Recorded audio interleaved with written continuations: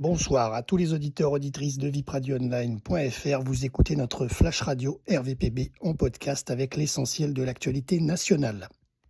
Mercredi 19 novembre, nous avons assisté à la première conférence de presse du Vendée Globe 2028 pour sa 11e édition. Le départ est prévu le 12 novembre 2028 à 13h02 précisément.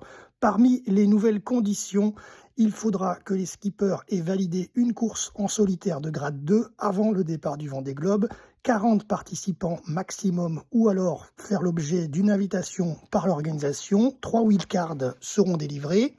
Pas d'énergie fossile pour utiliser l'électronique à bord des IMOCA et être en autonomie énergétique, sauf pour la sécurité du bateau. Il y aura environ 60 litres de carburant qui seront plombés. Ouverture des candidatures pour le Vendée Globe à partir du 12 février 2026.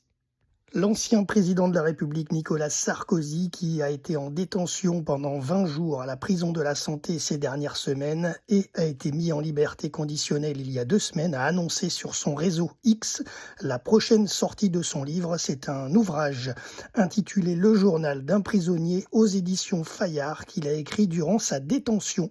Ce livre sortira en librairie le 10 décembre prochain, mais est déjà disponible en précommande. Le procès de Nicolas Sarkozy en appel dans l'affaire du financement libyen se tiendra du 16 mars au 3 juin 2026. Le comédien Olivier Lejeune, 74 ans, doit subir une opération chirurgicale délicate pour sauver sa voix qui se dégrade à nouveau. Il a écrit sur sa page Facebook qu'il doit arrêter la scène. Il est obligé d'annuler ses prochains spectacles et va se consacrer à l'écriture. Nous lui souhaitons bien du courage et de belles choses pour la suite. Politique. Dans la nuit de vendredi à samedi 22 novembre, la quasi-totalité des députés de l'Assemblée nationale ont rejeté le budget de l'État pour 2026. 404 ont rejeté la partie recettes, 1 pour et 84 abstentions. La partie dépenses n'a même pas été étudiée. Le texte sera examiné par le Sénat jeudi prochain.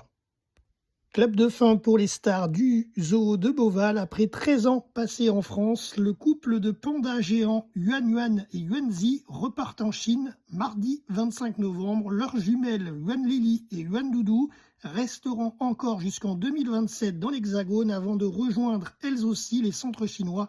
Souvenez-vous, le premier-né Yuan Meng avait pour marraine Brigitte Macron et avait rejoint lui aussi la Chine en 2022. C'est la fin de notre Flash Radio. C'était Jérôme pour RVPB, vipradioonline.fr.